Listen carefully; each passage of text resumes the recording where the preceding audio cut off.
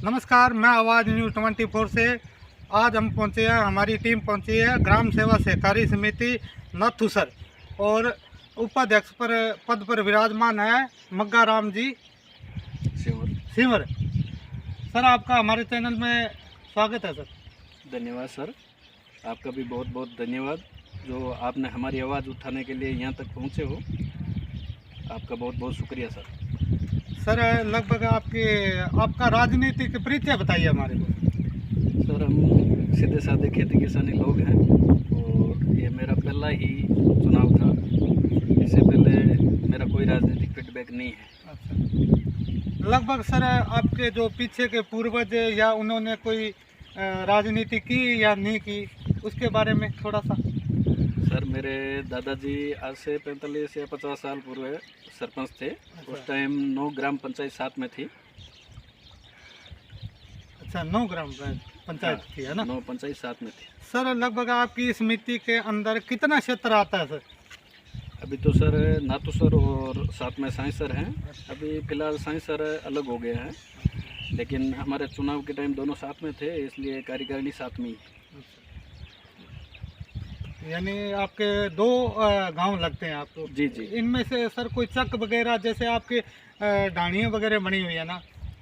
जैसे नाथूसर में दांकल नगर है और साइंसर में बांगड़ों की ढाणियाँ हैं। अच्छा, यानी वो 2 क्षेत्र साथ में हैं। लगभग 4 लगते हैं आपको? जी। तो सर, आपके जो समिति के अंदर ऋणी सदस्य कितने हैं सर?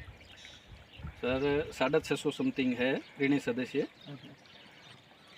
तो सर आपको उपाध्यक्ष पद पर विराजमान हो, तो सर आप किसान भाइयों को क्या संदेश देना चाहते हो?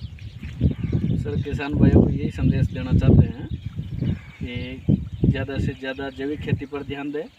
रासायनिक खेती से एक तो ज़मीन का नुकसान हो रहा है और अपना खुद का नुकसान हो रहा है। अपन जो रासायनिक खेती कर रहे हैं उससे जो फसल उत्पादित हो रही है उसमें अपने को खुद को नुकसान है। जो खा रहे हैं वो खुद जहर है। तो ज़्यादा से ज़्यादा जैविक खेती पर ध्यान दें। तो सर, आप जैविक खेती होती है ना, उसके बारे में सर आपसे कुछ और जानना चाहते हैं हम। जैसे मान लो जैविक खेती अपने किसान भाई कैसे करेंगे, कैसे खाद तैयार करेंगे, कैसे वो यानी उत्पादक करेंगे जो भी फसल है अपनी? सर, जैसे जैविक खेती में अपने पास पशुओं का गोबर है वो यूज करें। उसके अलावा जो कृषि विज्ञान अगर आप देखेंगे तो वहाँ अपने को सारा यूट्यूब और पे मिल जाएगा डाटा। हाँ जी। वहाँ से अपन जानकारी एकत्रित कर सकते हैं। जैसे अपने पास नीम है, नीम की पत्तियों का भी बनता है। तो वैसे जैविक खेती में बहुत सारे हैं, जैसे गौमूत्र है, वो भी एक दवा का काम करता है। ये पूरी जानकारी अपने को यूट्यूब पे मिल जाएगी सर। तो सर, जैविक खेती से अपने को क्या फ़ायदे हैं, और यही भी बताइए सर थोड़ा। सर, जैविक खेती से अपन स्वस्थ रहेंगे, अपनी ज़मीन है वो उपजाऊ रहेगी। रासायनिक खेती से ज़मीन खराब हो रही है और अपन भी खुद बीमारियों का घर खुद कर रहे हैं। इन रासायनिक खेती से अपने को बहुत ज़्यादा नुकसान है। सर, अपनी समिति के अंदर जो आपको ग्राम सेवा सहकारी समिति, ये क्या नाम है, नाथूसर के अंदर सर कोई भवन निर्माण या कोई ऐसा? सर, भवन निर्माण अभी तक हुआ नहीं है, कोशिश कर रहे हैं। कुछ समस्याएं आ रही हैं, उनको दूर करने की कोशिश जारी है। अभी तक भवन निर्माण हुआ नहीं है और हम मुख्यतः मांग ये रखते हैं कि हमारा जल्द से जल्द समिति में भवन निर्माण हो और किसानों को और भी बहुत सारी समस्याएं हैं उनका भी निस्तारण किया जाए। तो सर, आप उपाध्यक्ष पद पर विराजमान हो सर, जैसे कि किसान भाई आपके साथ हैं सर? जी सर। है ना जी। आपको किसान भाइयों को क्या धन्यवाद करना चाहते हो आप? सर, किसान भाइयों ने जो जिस काम के लिए हमें चुना है, हाँ जी, हम पूरी मेहनत कर रहे हैं कि किसान भाइयों को ज़्यादा से ज़्यादा सहयोग मिल सके, लाभ मिल सके। और मुख्यतः जैसे खाद बीज की समस्या है, जो भवन निर्माण न होने की वजह से गांव तक नहीं पहुंच पा रहा है, वो किसानों तक भी नहीं पहुंच पा रहा है। तो मुख्यतः भवन निर्माण हो जाए तो गांव के किसानों को भी उसका लाभ मिल सके। और जैसे ऋण संबंधी विशेष समस्या है, जैसे किसान को 10,000 रुपये ऋण मिल रहा है आम के साथ, अब ये बताएं 10,000 के ऋण में किसान क्या कर लेगा? सही बात है सर।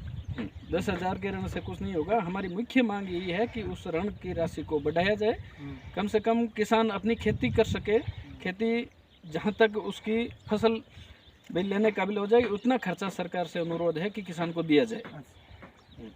तो सर आप ये आपने ये बताया कि हमारा ऋण बढ़ाया जाए और जो भी है अपने किसान भाइयों को ज़्यादा से ज़्यादा खाद बीज है और पहुंचाया जाए, है ना? जी जी सर। तो सर आप जो अपने सरकार है अपने, ठीक है, उनसे क्या अपील करोगे? जैसे सर सरकार से हम यही अपील करते हैं कि एक तो ऋण बढ़ाया जाए, हाँ जी, और उसके बाद जो पशुपालन का सरकार 5,000 रुपये प्रत्येक किसान को दे रही है। हाँ जी, हाँ जी, अब सर 5,000 रुपये में क्या होगा?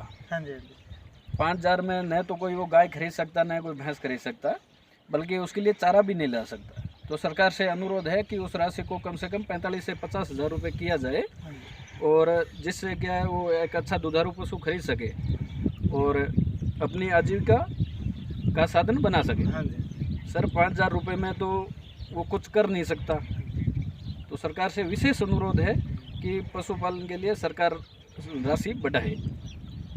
तो सर बहुत बहुत स्वागत था आपका 5 मिनट देने के लिए। धन्यवाद सर, धन्यवाद सर, आपने हमारी आवाज़ उठाई उसके लिए आपके चैनल का और आपका बहुत बहुत धन्यवाद। Thank you sir.